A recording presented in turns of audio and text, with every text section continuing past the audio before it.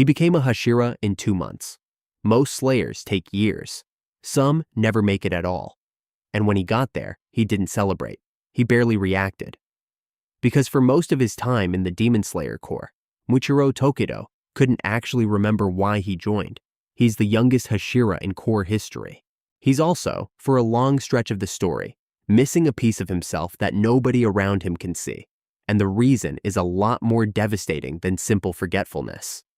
This is a character who looks half asleep in almost every scene he's in, and turns out to be one of the deadliest fighters the Corps has ever produced. That contradiction isn't an accident. It's the entire point of who he is. Today we're going through 15 things about Muichiro that most fans don't know. His memory, his twin, the reason his eyes change color mid-fight. Let's get into it. Quick foundation first. Muichiro Tokito is the Mist Hashira, the Kiribashira of the Demon Slayer Corps. He's 14 years old, which makes him the youngest person to ever hold the rank in the organization's history. He's small for his age, soft-spoken, and moves through most conversations like he's only half paying attention. He yawns constantly. He forgets things mid-sentence, sometimes losing the thread of what he was just saying entirely. Other characters routinely describe him as spacey, or somewhere else entirely, even while he's standing right in front of them. A few outright worry about him, wondering out loud if something is actually wrong. None of that squares with what he actually is on a battlefield. The disconnect between the vacant kid in the hallway and the fighter who can end an encounter before anyone processes it started is the whole reason this character works. And it's not an act, it's a symptom. Everything strange about how he talks and moves through the world traces back to the same missing piece. And by the end of this list, you'll be able to see it in almost every scene he's in. Fact number 1. Muichiro reached the rank of Hashira roughly 2 months after joining the Corps. For comparison, most fighters spend years training and fighting before they're even considered. Some of the other Hashira spent the better part of a decade earning the position, clawing their way up through countless missions. Muichiro did it in about 60 days, and the story is completely upfront about how strange that is. Other characters react to it with open disbelief, some of them almost offended by how easy it looks from the outside. It's not raw talent alone either, although there's plenty of that. It's something closer to instinct bypassing conscious thought entirely, his body reacting and executing techniques before his mind has fully caught up with what's happening. That sounds like a strength, and in combat, it absolutely is. For most of the story, though, it's presented as something else too, a warning sign that something in him isn't operating the way it should. Fact number 2. Misbreathing, his fighting style, is built around obscuring the fighter's presence rather than overpowering an opponent directly. It's a derivative style, like several breathing forms in this world. It branches off from an older foundational technique, wind breathing, refined down into something quieter and harder to track. Instead of the wide, aggressive movements wind breathing is known for, misbreathing trades power for concealment. His strikes are fast, precise, and often land before the demon has registered where he actually is standing. Watching him fight looks less like combat and more like a magic trick. 1 second, he's standing still, almost bored. The next, it's already over, and there's a beat where everyone else in the scene is still processing what just happened. That gap, the missing moment where the actual violence takes place, becomes a much bigger theme once you understand what's happening inside his head during it. Because as it turns out, he's not the only one experiencing a gap like that. Fact number 3.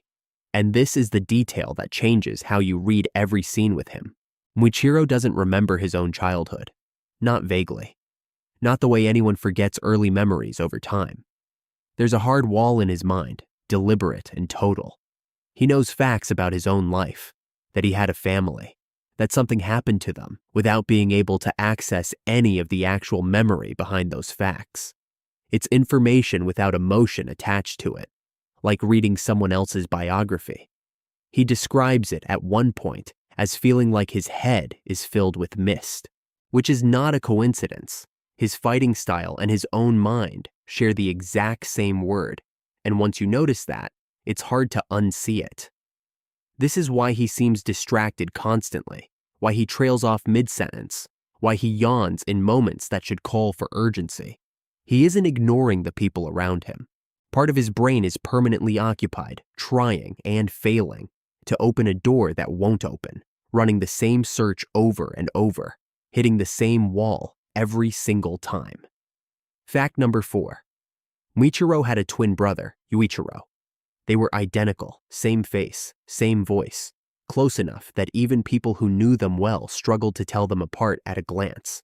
The two of them were inseparable as small children, and Yuichiro is described as being the steadier, more grounded of the pair. When their village was attacked by demons, their grandfather sacrificed himself protecting them. Yuichiro didn't survive what came after. Muichiro did, and the trauma of that single night is exactly what got sealed behind the wall in his memory. Not repressed the way people usually mean that word. Locked away, almost surgically, as if some part of him made a decision that carrying it consciously simply wasn't survivable. Here's the detail that hits hardest once you know it.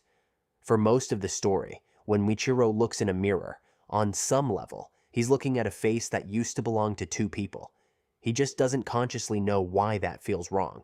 He only knows that something about existing feels incomplete all the time for reasons he can't name.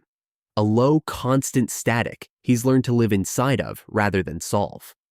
Fact number 5, and it's one of the most visually distinctive details in the entire cast. Muichiro's eyes are 2 different colors, and they don't stay the same color throughout the story. One eye is gray, the other slate blue, heterochromia. And it's not just an aesthetic choice thrown in to make him stand out in a crowd scene. As his memories start breaking back through the wall later in the story, the color balance in his eyes visibly shifts, becoming more uniform as the 2 halves of who he was start reconnecting. It's one of the more quietly elegant pieces of character design in the series. His eyes are literally tracking, moment to moment, panel to panel, how much of himself he's gotten back. A slow-motion readout of his own healing that most readers don't consciously register until someone points it out. Fact number 6. Muichiro is a descendant of Yoriichi Tsugikuni, widely considered the strongest swordsman the Corps has ever produced, the same bloodline connected to several of the most powerful fighters across the entire story, including one Hashira he's never even met. He didn't know that when he joined. He learns it gradually, the same way he learns everything about himself in this story, piece by piece, mostly by accident, mostly too late to feel like a gift rather than a wound. There's no triumphant reveal scene where he learns his lineage and everything suddenly makes sense. It arrives quietly, almost as an afterthought, which fits a character whose entire arc runs on delayed, incomplete information. That inherited talent is a big part of why 2 months was enough time for him to become a Hashira. But the story is careful never to let that fact erase how young he actually is, or how much of what looks like effortless mastery is really just a 14-year-old running on instinct, because the rest of him is somewhere else, unreachable, waiting to be found. Heads up, spoilers from here. Skip ahead if you haven't finished the manga. Fact number 7. In the final arc, Muichiro's memories return in full, all at once, mid-battle, against the demon directly connected to the night his family died. It's not a gentle reveal, it's a flood, years of buried grief and rage arriving in the middle of the single fight where he needs to be at his most focused, at the worst possible moment for it to happen, and, somehow, exactly the right one.